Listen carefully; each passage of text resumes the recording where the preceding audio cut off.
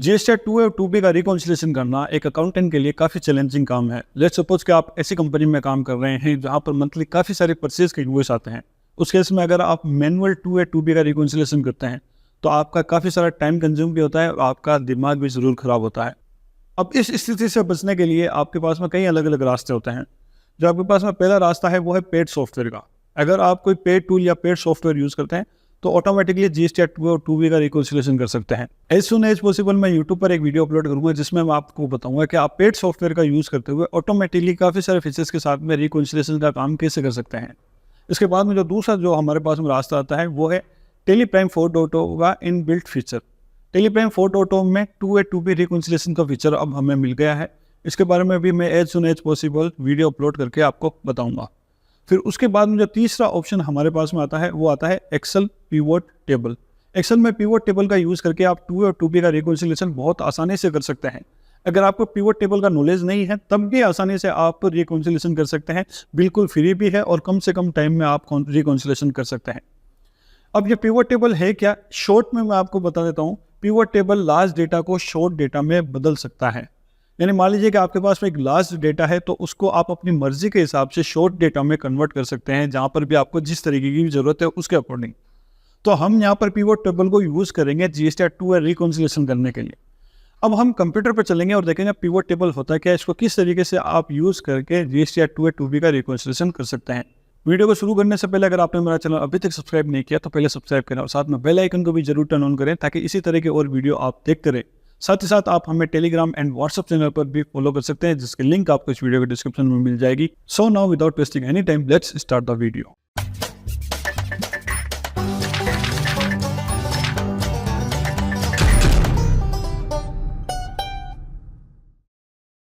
Alright, तो Excel में pivot table function का यूज़ करके आप जीएसटी 2 रिकॉन्सिलेशन बहुत आसानी से कर सकते हैं। आपको कुछ स्टेप फॉलो करना है, वो मैं आपको बता देता हूँ, बहुत आसानी से आपको समझ में आ जाएगा। सबसे पहले आपका जो जीएसटी पोर्टल पर जीएसटी 2B है वो आपको डाउनलोड कर लेना है। अगर आपके पास में एक्सेस नहीं है, जिसके पास में भी एक्सेस है उससे आपको जीएसटी 2B मंगवा लेना है पोर्टल का।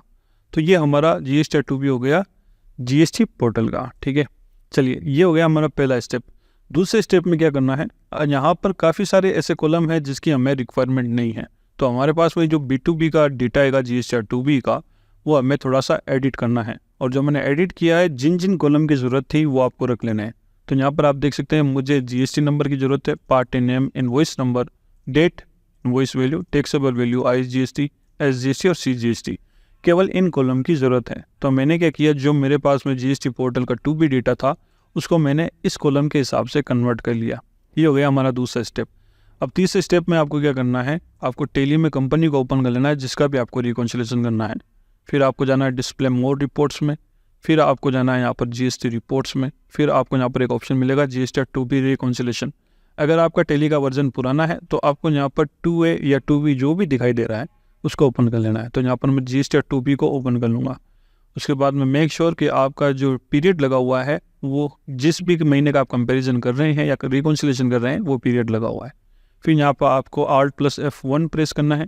फिर यहाँ पर आप देखेंगे जो आपके B2B इनवॉइस हैं इस महीने के टोटल 79 हैं। इस पर मैं एंटर करूँगा। जैसे एंटर करूँगा तो आप देखेंगे यहाँ पर मेरे पास में सप्लायर वाइज डिटेल आ जाएगी, बुक्स में जो भी मैंने बिल चढ़ाए हुए हैं उनकी। अगर आपकी सप्लायर वाइज नहीं आ रही है तो यहाँ पर आपको फंक्शन बार में ऑप्शन मिल जाएगा सप्लायर वाइज लिखा हुआ, आप उस पर क्लिक करेंगे तो आपकी ये रिपोर्ट एज इट इज़ इस तरीके से आ जाएगी। फिर उसके बाद में आपको एक बार यहाँ पर F12 प्रेस करना है। फिर यहाँ पर आपको एक ऑप्शन मिलेगा शॉर्ट बाय पार्टी नेम। ठीक है, तो यहाँ पर आपको आकर के यस करके एंटर कर देना है। फिर इससे क्या होगा, इसकी शॉर्टिंग हो जाएगी पार्टी नेम के हिसाब से। आप देख सकते हैं A to Z यहाँ पर शॉर्टिंग हो गई। अब अगले स्टेप में आपको ये जो बुक्स का डेटा है वो एक्सेल में एक्सपोर्ट करना है। ठीक है, तो यहाँ पर आपको एक्सपोर्ट का ऑप्शन मिल जाएगा। फिर आपको करंट में जाकर के इस फाइल को एक्सेल में एक्सपोर्ट कर लेना है। तो ये फाइल मैं ऑलरेडी एक्सपोर्ट कर चुका हूँ, मैं आपको बता देता हूँ। ये मेरी अगली शीट है B2B बुक्स। तो ये आप देख सकते हैं, ये जो मेरी बुक्स के अंदर डेटा है सप्लायर वाइज वो मैंने ऑलरेडी एक्सपोर्ट कर लिया है। मैं आपको बता देता हूँ, ये सेम डेटा है जो कि मैंने यहाँ पर इस तरीके से एक्सपोर्ट कर लिया है। अब आपको यहाँ पर 2 कॉलम है जो हमारे लिए ज़रूरत नहीं है, एक तो सेस का, इसको हम डिलीट कर देंगे, और एक टोटल टैक्स का, इसको भी हम डिलीट कर देंगे। तो अब हमारी बुक्स का जो सप्लायर वाइज डेटा है वो यहाँ पर कुछ इस तरीके से आ जाएगा। अब आपको क्या करना है, आप देखेंगे जो हमारी बुक्स का जो डेटा है वो सप्लायर वाइज है, और जो हमारी जीएसटी का 2B डेटा है वो इनवॉइस वाइज है। ठीक है, यहाँ पर एक एक इनवॉइस की डिटेल आ रही है। तो हमें क्या करना है, ये जो डेटा है जीएसटी का डेटा, इसको भी सप्लायर वाइज कन्वर्ट करना है, और वो आप कर सकते हो पिवोट टेबल के जरिए। तो हम क्या करेंगे, जो B2B का जीएसटी डेटा है उसमें जो भी डेटा है उस पूरी टेबल को एक साथ सेलेक्ट करेंगे। तो यहाँ पर मैंने टेबल को सेलेक्ट कर लिया, फिर इसकी हम बनाएंगे एक पिवोट टेबल। उसके लिए हमें जाना है इंसर्ट में, यहाँ पर आपको ऑप्शन मिलेगा पिवोट टेबल का, इस पर करना है क्लिक। फिर यहाँ पर आपके ऊपर आ जाएगी टेबल रेंज, यहाँ पर आपको रखना है न्यू वर्कशीट और आपको कर देना है ओके। जैसे ही ओके करेंगे तो हमारे सामने यहाँ पर एक नई वर्कशीट बन जाएगी जो कि होगी हमारी पिवोट टेबल की। तो हम क्या करेंगे, इसको एक बार यहाँ पर इसके बाद में शिफ्ट कर लेते हैं और इसका रीनेम कर देते हैं पिवोट। ठीक है, पिवोट ऑफ जीएसटी, यानी जो जीएसटी का डेटा है उसकी हम पिवोट टेबल बना रहे हैं, इसलिए हम यहाँ पर रीनेम कर देंगे ताकि कोई कंफ्यूजन नहीं हो। अब मैं आपको रिपीट कर देता हूँ, हमारे पास में जीएसटी का B2B जो डेटा था 2B का, वो इस फॉर्मेट में था। फिर हमने क्या किया, उसमें जो रिक्वायर्ड हमें जो चाहिए थी डिटेल वही हमने केवल रखी, बाकी कॉलम को हमने डिलीट कर दिया। उसके बाद में क्या किया, हमने इस टेबल की एक पिवोट टेबल बना ली। अब पिवोट टेबल हम कैसे बनाएंगे, जो हमारी बुक्स की पिवोट टेबल है या टेबल है उसके हिसाब से। सबसे पहला कॉलम है जीएसटी नंबर का, तो हम जीएसटी नंबर कॉलम को इग्नोर करेंगे, हम लेंगे पार्टी नेम कॉलम को। तो हम पिवोट ऑफ जीएसटी जो पिवोट टेबल है उसमें जाएंगे और यहाँ पर आपको पार्टी नेम मिलेगा, इस पर कर देंगे क्लिक। जैसे ही क्लिक करेंगे तो आपके सामने यहाँ पर पिवोट टेबल बन जाएगी और पार्टी का नाम आ जाएगा इस तरीके से, जिस तरीके से हमारी बुक्स में है। फिर उसके बाद में हमें लेना है वाउचर काउंट, यानी किस पार्टी के कितने इनवॉइस हैं। तो उसके लिए आपको क्या करना है, वापस पिवोट टेबल में जाना है और ये जो पार्टी नेम लिखा हुआ है इसको आपको ड्रैग करके वैल्यू वाला जो कॉलम है यहाँ पर ड्रॉप कर देना है। जैसे ही ड्रॉप करेंगे तो आप देखेंगे यहाँ पर काउंट भी आ जाएगी, यानी किस पार्टी के कितने बिल हैं वो यहाँ पर लिखे हुए आ जाएंगे। अब आगे बढ़ेंगे इसी तरह। अब आपको taxable value, IGST, CGST, SGST और इनवॉइस वैल्यू को लेना है। तो हम जाएंगे पिवोट टेबल में, सबसे पहले हम लेंगे टैक्सेबल, फिर लेंगे IGST, फिर SGST, फिर CGST और फिर इनवॉइस वैल्यू। तो अब आप देखेंगे जो हमारा जीएसटी का डेटा है वो सप्लायर वाइज में कन्वर्ट हो चुका है। तो अगेन रिपीट कर देता हूँ, हमारे पास में जो B2B का डेटा था वो कुछ इस फॉर्मेट में था, फिर हमने उसमें जो हमारे ज़रूरत के कॉलम थे वो रखे, फिर उसको कन्वर्ट कर दिया हमने इस तरीके की पिवोट टेबल में, ताकि हम कंपैरिजन कर पाएँ बुक्स का और जीएसटी का डेटा आसानी से। अब हमें क्या करना है, इन दो डेटा को आपस में कंपैरिजन करना है, जो कि बहुत आसान हो गया हमारे लिए।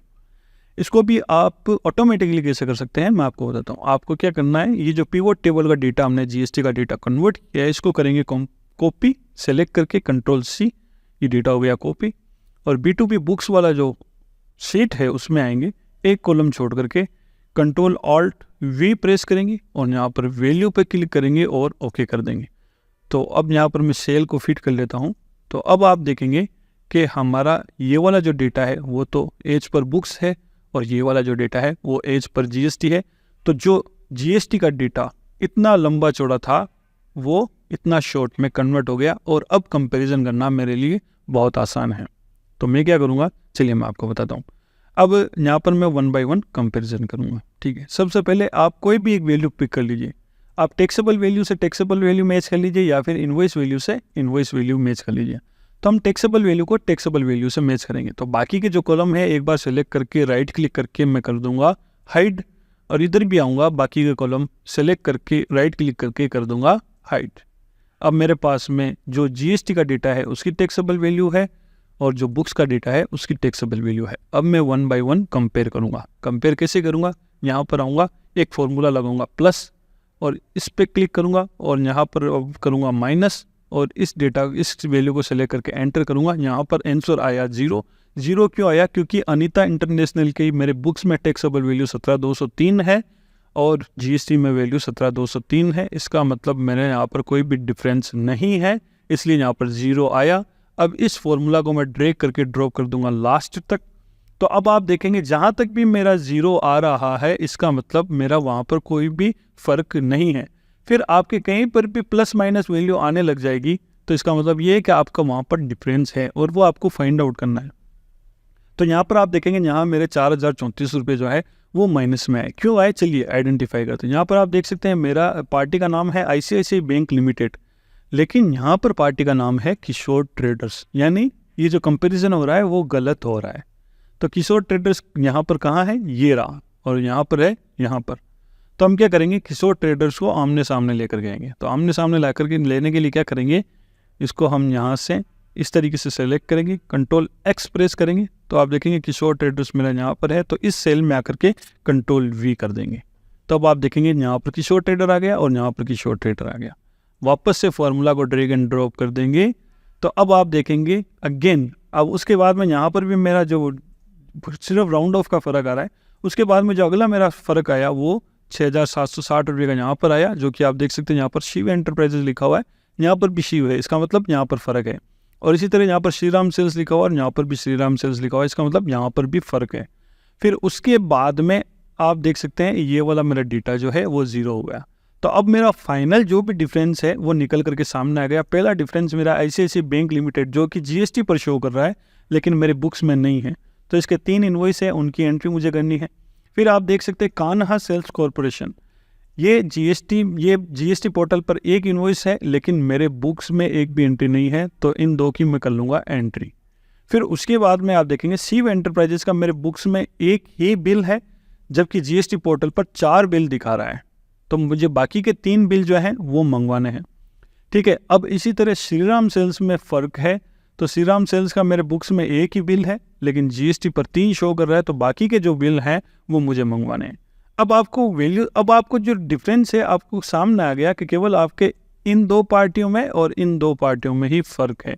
तो अब आप क्या कर सकते हैं, किसी को भी हमें चेक करने की ज़रूरत नहीं है, जिसमें हमारा मिसमैच आया है केवल उन ही पार्टियों को चेक करके हम GST Act 2A-2B का रिकॉन्सिलेशन कर सकते हैं। तो काफ़ी हद तक आपका जो काम है वो शॉर्ट आउट हो जाता है पिवट टेबल का यूज़ करके। उम्मीद करता हूँ कि जो कुछ भी मैं आपको समझाना चाह रहा हूँ आपको अच्छे से समझ में आया है। वीडियो अगर आपको पसंद आए तो लाइक करें, कमेंट करें, शेयर करें और सब्सक्राइब करना बिल्कुल भी ना भूलें। जल्दी मिलेंगे अगले वीडियो में, तब तक के लिए take care and happy learning.